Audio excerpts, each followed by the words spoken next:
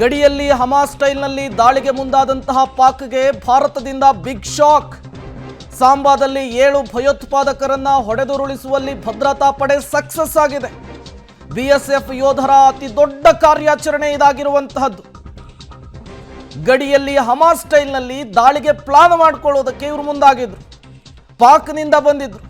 ಸಾಂಬಾದಲ್ಲಿದ್ದಂತಹ 7 ಟೆರರಿಸ್ಟ್ಗಳನ್ನ ಭದ್ರತಾ ಪಡೆ ಹೊಡೆದುರುಳಿಸಿದೆ ಅನ್ನೋದು ಗೊತ್ತಾಗ್ತಾ ಇದೆ.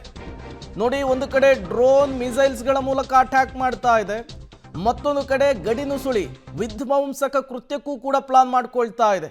ಅದರ ಜೊತೆಗೇನೆ LOCಯಲ್ಲಿ ನಿರಂತರವಾಗಿ ಅಪ್ರಚೋದಿತ ಗುಂಡಿನ ದಾಳಿಯನ್ನ ಪಾಕಿಸ್ತಾನ ಮಾಡ್ತಾ ಇರುವಂಥದ್ದು. ಈಗ 7 ಜನ ಭಯೋತ್ಪಾದಕರನ್ನ BSF ಯೋಧರು ಸದೆ ಬಡಿದಿದ್ದಾರೆ ಅನ್ನುವಂತಹ ಡೀಟೇಲ್ ಸಿಗ್ತಾ ಇದೆ.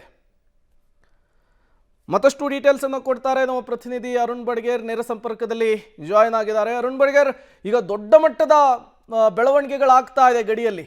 ಒಂದು ಕಡೆ ಮಿಸೈಲ್ಸ್ ಡ್ರೋನ್ಗಳ ಅಟ್ಯಾಕ್ ಆಗ್ತಾ ಇದೆ, ಮತ್ತೊಂದು ಕಡೆ ನಿರಂತರವಾಗಿ ಶೆಲ್ ದಾಳಿ ಆಗ್ತಾ ಇದೆ. ಇದರ ನಡುವೆ ಭಯೋತ್ಪಾದಕರನ್ನ ಹತನ ಮಾಡುವಂತಹ ಕೆಲಸ ಭಾರತೀಯ ಸೇನೆಯಿಂದ ಆಗಿರುವಂತಹದ್ದು. ಈ ಬಗ್ಗೆ ಏನು ಡೀಟೇಲ್ಸ್ ಸಿಗ್ತಾ ಇದೆ? ಆ 7 ಭಯೋತ್ಪಾದಕರು ಯಾರು, ಆ ಬಗ್ಗೆ ಏನಾದ್ರು ಡೀಟೇಲ್ಸ್ ಸಿಗ್ತಾ ಇದೆಯಾ ಅಂತ? ಡೀಟೇಲ್ಸ್ ಸದ್ಯಕ್ಕೆ ಇನ್ನೂ ಯಾರು ಏನು ಯಾರನ್ನು ಹೊಡೆದು ಹಾಕಿದ್ದಾರೆ ಅಂತ ಗೊತ್ತಾಗೋದಿಲ್ಲ. ಇದ್ರ ಸಿಂಪಲ್ ಆಗಿ ಜನರಿಗೆ ಅರ್ಥ ಮಾಡಿಸ್ಕೊಳ್ಳೋದಾದರೆ, ನಿಮ್ಮ ಮನೆಯಲ್ಲಿರುವಂಥ ಕಾಕ್ರೋಚ್ಗಳಿರುತ್ತೆ, ಅದಕ್ಕೆ ಹಿಟ್ಟನ್ನು ಹೊಡೆದ್ರೆ ಸಾಕು, ಏನಾಗುತ್ತೆ, ಕಾಕ್ರೋಚ್ಗಳು ಮೇಲೆಗಡೆ ಬಂದು ಪುಟು ಅಂತ ಬರುತ್ತೆ, ಸತ್ತು ಹೋಗುತ್ತವೆ, ಇಲ್ಲ ಮನೆಯಿಂದ ಆಚೆ ಹೊರಟೋಗ್ಬಿಡುತ್ತೆ. ಈ ಪರಿಸ್ಥಿತಿ ಈಗ ಉಗ್ರರದ್ದಾಗ್ತಾ ಇದೆ. ನೀವು ಆ ಬಿಲದಲ್ಲಿರುವಂಥ ಉಗ್ರರಿಗೆ ಹೊಡೆಯುವಂಥ ಕೆಲಸವನ್ನು ಮಾಡ್ತಾ ಇದ್ದೀರಾ. ಆ ಬಿಲದಲ್ಲಿರುವಂಥ ಉಗ್ರರೆಲ್ಲ ಆಚೆ ಬರ್ತಾ ಇದ್ದಾರೆ. ಒಂದು ಸಾಯಬೇಕು, ಇಲ್ಲ ಇನ್ನೊಂದು ಅಲ್ಲಿಂದ ಓಡ್ಕೊಂಡು ಇನ್ನೊಂದು ಕಡೆ ಎಲ್ಲೋ ಆಶ್ರಯವನ್ನು ಪಡ್ಕೊಳ್ಬೇಕು. ಈ ಪರಿಸ್ಥಿತಿ ಸದ್ಯಕ್ಕೆ ಉಗ್ರರದ್ದಿದೆ. ಬಟ್ ನಾವು ಆಗ್ಲಿಂದ ಹೇಳ್ತಾ ಇದ್ದೀವಿ, ಪ್ರೇಮ್, S-400 ಬಗ್ಗೆ ಮಾತ್ರ ನಾವು ಮಾತನಾಡ್ತಾ ಇದ್ವಿ. ಬಟ್ ಆರ್ಮಿ ಬಳಕೆ ಮಾಡಿರುವಂಥದ್ದು ಇದೆಯಲ್ಲ, ಆಕಾಶ್ ಕೂಡ ಬಳಕೆ ಮಾಡ್ಕೊಂಡಿದ್ವಿ. ಅದರಲ್ಲಿ Mark 1 ಇದೆ, Mark 2 ಇದೆ, ಮತ್ತು ಆಕಾಶ್ NG ಇದೆ. ಇವೆಲ್ಲವೂ ಕೂಡ ಲೋ ಗ್ರಾಟಿಟ್ಯೂಡಲ್ಲಿರುವಂಥದ್ದನ್ನು ಟಾರ್ಗೆಟ್ ಮಾಡಿ ಹೊಡೆಯುವಂಥದ್ದು. ಅದಷ್ಟೇ ಅಲ್ಲ, ನಾವು ಸಮರನ್ನು ಕೂಡ ಯೂಸ್ ಮಾಡಿದ್ದೀವಿ. 40 ಕಿಲೋಮೀಟರ್ಸ್ವರೆಗೂ ಕೂಡ ಹೊಡೆಯುವಂಥದ್ದಿದೆ. ಇವೆಲ್ಲವನ್ನ ಬಳಕೆ ಮಾಡ್ಕೊಂಡಿರೋದು ಕೇವಲ S-400 ಅಷ್ಟೇ ಅಲ್ಲ, ನಾವು ಬಳಕೆ ಮಾಡ್ಕೊಂಡಿರೋದು ಬರಾಕ್ 8 ಕೂಡ ಇದೆ. ಅದರಲ್ಲಿ MRSM ಇದೆ, LRSM ಇದೆ, ಜೊತೆಗೆ ERSM ಇದೆ. ಸೊ ಇವೆಲ್ಲವನ್ನು ಕೂಡ ಬಳಕೆ ಮಾಡಿದ್ದೀವಿ. ಅಂದರೆ ನಿಮಗೆ 30, 40, ಜೊತೆಗೆ 70, 100, 150, ಅದರ ಜೊತೆಗೆ 380 ಕಿಲೋಮೀಟರ್ವರೆಗೂ ಕೂಡ ಟಾರ್ಗೆಟ್ ಇರುವಂಥದ್ದನ್ನು ಹೊಡೆದು ಹಾಕುವಂಥ ಸಾಮರ್ಥ್ಯವನ್ನು ಇಟ್ಕೊಂಡಿರೋದ್ರಿಂದಲೇ ನಮಗೆ ಗಡಿ ಭಾಗಗಳಲ್ಲಿ ಏನೆಲ್ಲ ಪಾಕಿಸ್ತಾನ ಮಿಸೈಲ್ಸ್ಗಳನ್ನು ಬಿಟ್ಟಿತ್ತೋ ಆ ಎಲ್ಲ ಮಿಸೈಲ್ಗಳನ್ನು ಕೂಡ ನಾವು ಡಿಸ್ಟ್ರಾಯ್ ಮಾಡೋದ್ರಲ್ಲಿ ಯಶಸ್ವಿಯಾಗಿದ್ದೀವಿ. ಅದರಲ್ಲಿ ಯಾವ ಅನುಮಾನನೂ ಕೂಡ ಇಲ್ಲ. ಕಾರಣ ಇದಿಷ್ಟೇ, ಈ ಬಳಕೆಯನ್ನು ಮಾಡಿರುವಂಥ ಇವೆಲ್ಲವೂ ಕೂಡ ಇದಾವೆಲ್ಲ ಸರ್ಫೇಸ್ ಟು ಏರ್ ಮಿಸೈಲ್ಸ್ಗಳು, ಸರ್ಫೇಸ್ ಟು ಏರ್ ಇವೆಲ್ಲವನ್ನ ಕೂಡ ಹೊಡೆಯುವಂತಹ ಮಷಿನ್ಸ್ಗಳಿದೆಯಲ್ಲ ನಮ್ಮ ಹತ್ರ, ಅದು ದೊಡ್ಡ ಮಟ್ಟದಲ್ಲಿ ನಮ್ಮನ್ನು ಕಾಪಾಡ್ತಾ ಇರುವಂಥದ್ದು. ಇದನ್ನು ಪಾಕಿಸ್ತಾನಕ್ಕೆ ಅರ್ಥ ಮಾಡ್ಕೊಡೋಕ್ಕಾಗಿತ್ತೋ ಆಗಿಲ್ವೋ ಒಂದು ಕಡೆಗೆ. ಸೊ ಆಕ್ಟಿವ್ ರಡಾರ್ ಹೋಮಿಂಗ್ ಅಂತ ಏನಿದಾವೆ ಎಲ್ಲವೂ ಕೂಡ ಸರ್ಫೇಸ್ ಟು ಏರ್ ಅಂತಂದರೆ ಆಕಾಶದಿಂದ ಬರುವಂಥ ಯಾವುದೆಲ್ಲ ಮಿಸೈಲ್ಗಳಿದಾವೆ ಅವನ್ನೆಲ್ಲ ಹೊಡೆಯುವಂಥ ಕೆಪಾಸಿಟಿಗಳನ್ನು ನಮ್ಮ ಹತ್ರ ಬಿಲ್ಡ್ ಮಾಡಿ ಇಟ್ಕೊಂಡಿದ್ದೀವಿ. ಅದು ಇಡೀ ಗಡಿ ಭಾಗಗಳಲ್ಲಿದೆ.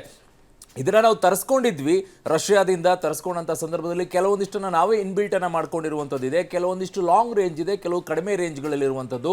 ಅವುಗಳನ್ನು ಬಳಕೆ ಮಾಡ್ಕೊಂಡು ಈಗ ಹೊಡೆದು ಹಾಕ್ತಾ ಇದ್ವಿ. ಬಟ್ ಇನ್ನೊಂದು ಕಡೆಗೆ ನಾವು ಬಹಳ ದೊಡ್ಡ ಮಟ್ಟದಲ್ಲಿ ನಾವು ಮಾತನಾಡ್ತಾ ಇದ್ವಿ ಪ್ರೇಮ್, ಪಿನಾಕ ಬಗ್ಗೆ ಕೂಡ ಇಲ್ಲಿ ಮಾತನಾಡಬೇಕಾಗತ್ತೆ. ಪಿನಾಕದಲ್ಲಿ ನಿಮಗೆ Mark 1, Mark 1E ಮತ್ತು Mark 2 ಇವೆಲ್ಲವೂ ಕೂಡ ಇದೆಯಲ್ಲ, ಮಲ್ಟಿ ರಾಕೆಟ್ ಲಾಂಚರ್ಗಳನ್ನು ಅತಿ ಹೆಚ್ಚಾಗಿ ಈ ಬಾರಿ ಪಿನಾಕದ್ದು ಕೂಡ ದೊಡ್ಡ ಮಟ್ಟದಲ್ಲಿ ಇಲ್ಲಿ ನಾವು ಕಾಣಬಹುದು. ಪಿನಾಕವನ್ನು ಹೇಗೆ ಬಳಕೆ ಮಾಡ್ಕೊಂಡಿದ್ದೀವಿ ಅಂಥೇಳಿ ತುಂಬ ಜನರಿಗೆ ಗೊತ್ತಾಗ್ಲಿಕ್ಕಿಲ್ಲ ಪಿನಾಕ ಅಂತಂದರೆ ಏನು ಅಂಥೇಳಿ. ಒಂದು ದೃಶ್ಯವನ್ನು ನಾವು ಆವಾಗವಾಗ, ಇಲ್ಲ ರಿಪಬ್ಲಿಕ್ ಡೇ ಸಂದರ್ಭದಲ್ಲಿ ಪರೇಡ್ ಹೋಗುವಂಥ ಸಂದರ್ಭದಲ್ಲಿ ಲಾಂಚರ್ಸ್ಗಳು ಹೋಗುತ್ತೆ, ಒಂದಾದ ನಂತರ ಒಂದು ಇಷ್ಟೊಂದು ಇರುತ್ತೆ ಅಲ್ಲ, ಹೆಂಗೆ ಹೋಗುತ್ತೆ ಇದು ಅಂತೇಳಿ. That is called Pinaka. Continuous ಆಗಿ ಹೋಗಿ ಹೊಡೆಯುವಂಥ ಕೆಲಸ. ನಿಮಗೆ ನಿನ್ನೆ ಒಂದಿಷ್ಟು ದೃಶ್ಯಗಳು ಹೋಗ್ತಾ ಇತ್ತು, ಮಿಸೈಲ್ಗಳಿಗೆ ಸಡನ್ ಆಗಿ ಹೋಗ್ತಾ ಇರುವಂಥ ದೃಶ್ಯಗಳನ್ನು ನೋಡ್ತಾರೆ. It's called Pinaka. ನಾನು ಲಾಂಚ್ ಮಾಡುವಂಥದ್ದು ಮಿಸೈಲ್ಸ್ಗಳನ್ನು, ಇದನ್ನ ಈ ಬಾರಿ ಬಳಕೆ ಮಾಡ್ಕೊಂಡು ಹೊಡೆದಿರುವಂಥದ್ದು. ಇವೆಲ್ಲವೂ ಕೂಡ ಬೇಸಿಕಲ್ಲಿರುವಂಥದ್ದನ್ನು ಭಾರತ ಬಳಕೆ ಮಾಡ್ಕೊಂಡಿರೋದು. ಇನ್ನೂ ನಮ್ಮ ಹತ್ರ ಇರುವಂಥ ಆಯುಧಗಳನ್ನು ಬಳಕೆ ಮಾಡೋಕ್ಕೆ ಶುರು ಮಾಡಿಬಿಟ್ರೆ ಪಾಕಿಸ್ತಾನ ಭೂಪಟದಲ್ಲೇ ಇರೋದಿಲ್ಲ. ಆ ರೀತಿಯಾದಂತಹ ಯುದ್ಧ ಸಾಮಗ್ರಿಗಳು ನಮ್ಮ ಹತ್ರ ಇರೋದು, ಶಸ್ತ್ರಾಸ್ತ್ರಗಳಿರೋದು ನಮ್ಮ ಹತ್ರ. Technically we are very very very very strong. Prem, okay.